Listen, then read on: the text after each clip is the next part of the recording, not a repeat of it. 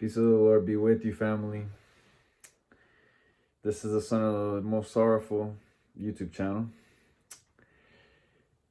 And by the title of the video, we're here to talk about why I'm single, broke, and unemployed at 31.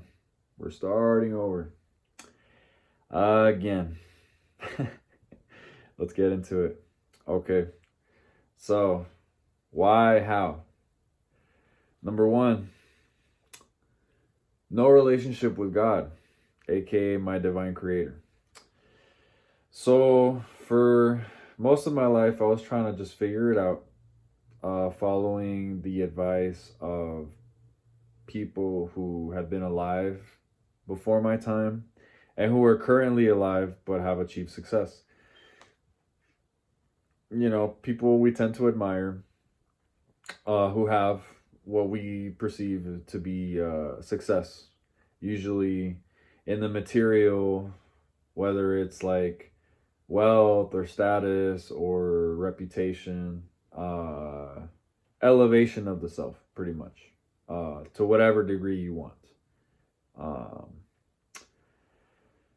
And so that's what I wanted for a long time. Just success, material success, vain glory, as we know it in the context of obviously like separation from God, stuff like that. So living like that, you can't really get anywhere. Not especially myself in particular. Not to say I'm not special, you know what I mean? It's just it so happens to be that when I live that way, because I was created for God alone, in a particular way, to where maybe living like that pans out for a lot of people, right? People ultimately get like the success that they're looking for, or the wealth that they're looking for, if they're consistent enough. You know, I really believe that has never really been able to pan out for me, because I wasn't designed to live that way. All of us were not designed to live that way. But in my particular case, I was really designed not to live without God. Without God, things just really don't pan out for me. Without God, I have gone to some dark places within myself and in this world. Seen a lot of evil, been allowed to live through a lot of darkness. So yeah, that's how the number one reason why I'm 31, single, unemployed, and broke. No relationship with God, my creator. No learning to live fully dependent on him, and like not living according to his will for my life. And then we're gonna go to reason number 2. There's 5 reasons. I will leave that in the title. Reason number 2, just addiction, lack of discipline, and poor habits. You know, most of my life I've been a procrastinator. Most of my life I've been, you know, guilty of laziness when, you know, push came to shove. I mean, even now, if I'm not careful, that's definitely like a problem, right? And addiction. So I would say that at this point in my life, I find myself for the most part free of vice, of what most people would consider vice, right? I used to smoke. I used to drink. Drinking was my favorite vice for a long time. And praise be to God that I have gotten to a place where both of those habits and addictions have caused my health to degrade to such a degree that I can no longer do those things. without paying a serious price. Um, you know what I mean? And I mean, in so long as I have not fallen back into those habits, my health has actually been pretty good. I gotta say. But for as young as I am, I mean, 31 is still young. I don't even look 31. Most people tell me. Most people think I'm 21. But yeah, I have wasted a lot of money. I've wasted a lot of time. I wasted, yeah, wasted. Wasted being wasted. So, yeah, that's another reason why I have to start over at 31. Last year, I was like, I had gotten sober for a couple years. Um, with drinking, man, it's like such a fight, dude. I'm not gonna lie. Like, for people that don't know, like being a former alcoholic, you're just, if you know, you know, right? But you're only one drink or one night of drinking away from going right back to where you were. And it's actually so crazy how true that is. Um, I got back into drinking last year. I don't even want to say last year. That was earlier this year. Um, it started last year. Jumped off the wagon. Said, you know what? Let's have a couple. And yeah, I got a good rhythm going into this year. I got a great rhythm going into uh this year. Actually, I quit. I haven't thought about that in a long time because you have to just, when you're in recovery, you have to put it out of your mind. Like drinking is no longer an option. You stop thinking about your last drink. So the last of my drinking, of my serious drinking, I want to say will ended at the turn of this year. Uh yeah, that's when I reached the point where I was just like, you know what, man, you're gonna pay a serious price if you don't stop. I didn't want to pay that price, so I stopped. That was not. I don't want to make that sound easy because It's not easy to quit drinking, man. It's not easy to be the guy that doesn't drink after being the guy that drinks for so many years. Case in point, number two: addiction, lack of discipline, and poor habits. Reason number three: uh, I gave up on life, man, and I said, you know what? Sucks being weird, sucks being good at everything. Let's just stop trying. What's the point, right? Uh, yeah, to the point, that meme guy with the black beanie and the cigarette. And he's all skinny and like, he's got that 5 o'clock shadow, and he's just like, um, depressed. That was literally me earlier this year, and late last year. To be really honest, I said, you know what? It's time to be that guy. No ambitions in life. Let's just work to survive.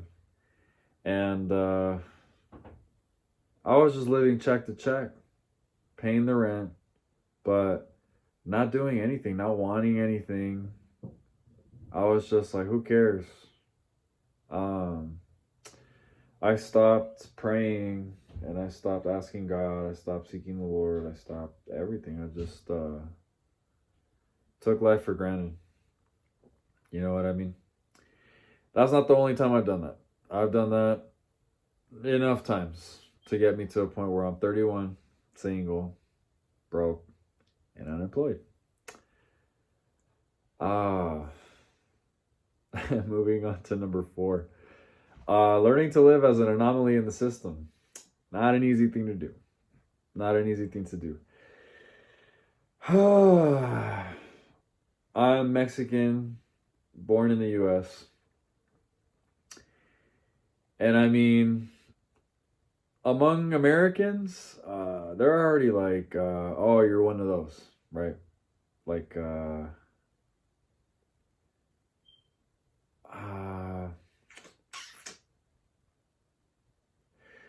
Maybe I'm like a raccoon, right? Or a coyote here in America. I want to say I'm a coyote, right?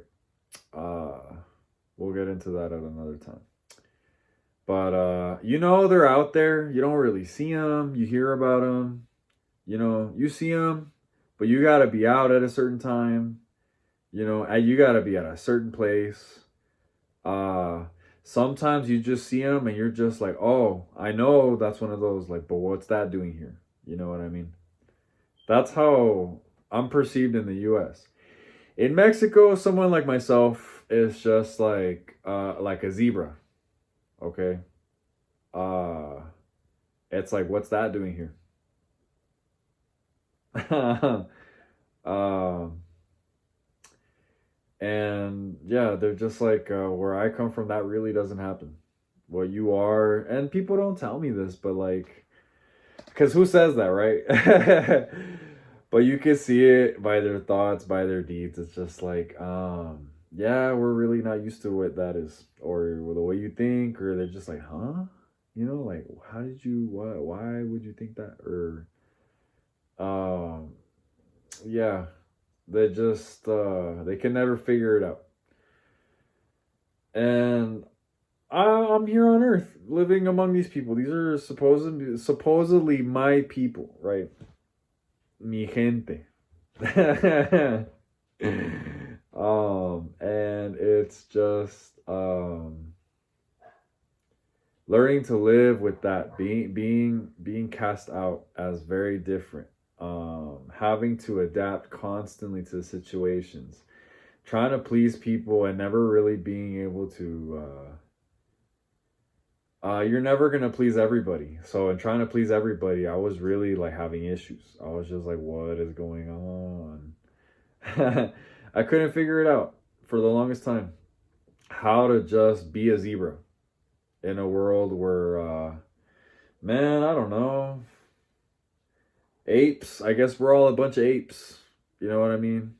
Uh, I don't believe that, but just for the to aid in the analogy, we're all gorillas, or that's what we believe that we all are. And here I am, a zebra. I'm still in the animal kingdom, but I have no place with the gorillas. Doesn't make me better. I'm a zebra. You know, it's just like you look at it and it's like, what is that? And it just eats grass, I guess, and doesn't camouflage with its surroundings at all. Yeah.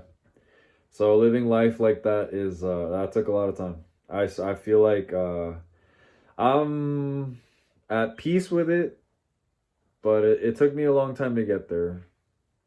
Uh, and it's still not easy. Just navigating the playing field as a zebra. Again, we're all supposed to be gorillas, right? For the sake of the analogy, but I'm a zebra. That took a lot of time to figure out. I was just trying to be a gorilla the whole time, thinking that I'm a zebra. Just think about a zebra trying to put on a silverback gorilla costume. Still a zebra shaped inside of that thing, man.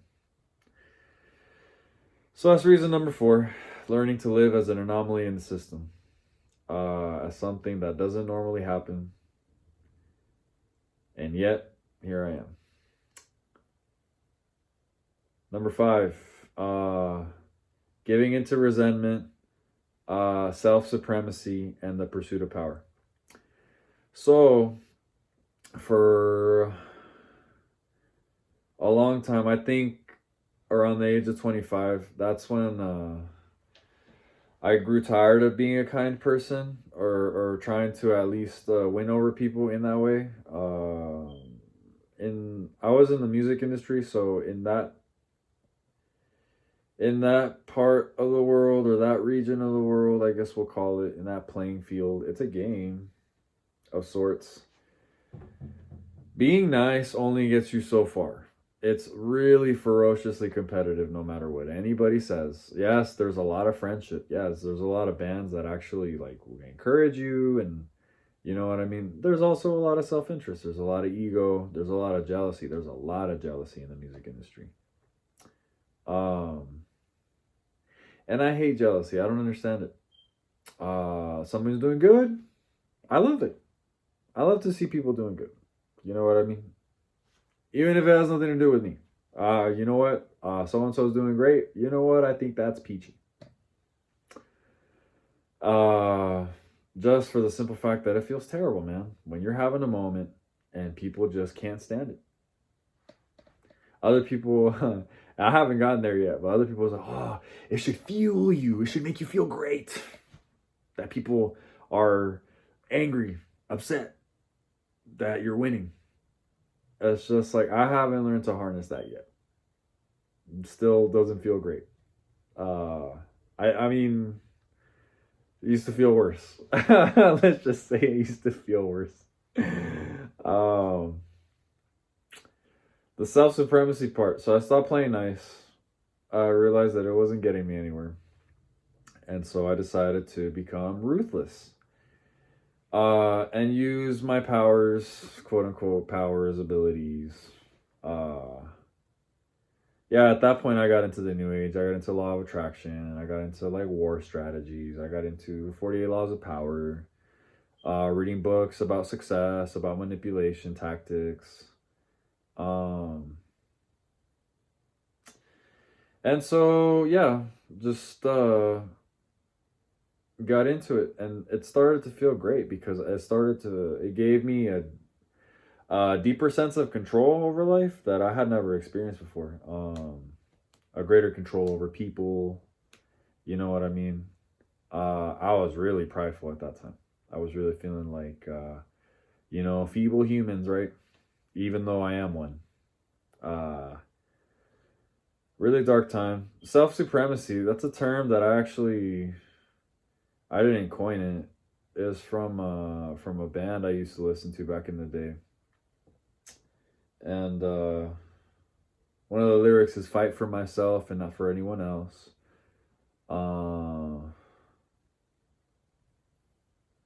Yeah, I don't even. It's been a long time since I heard that song, but self supremacy, man. You can be as smart as you want, as strong as you want, as powerful as you want. Doesn't matter. You only have one life, so you might as well do it. And just, yeah, please yourself. Please yourself. Do it. Become strong to serve yourself. Become strong because if you don't, somebody else will. And then that's like, you're leaving money on the table. And yeah, it ended up being a waste of my time because I wasn't created for that. So it really brought me to a place where I just saw that,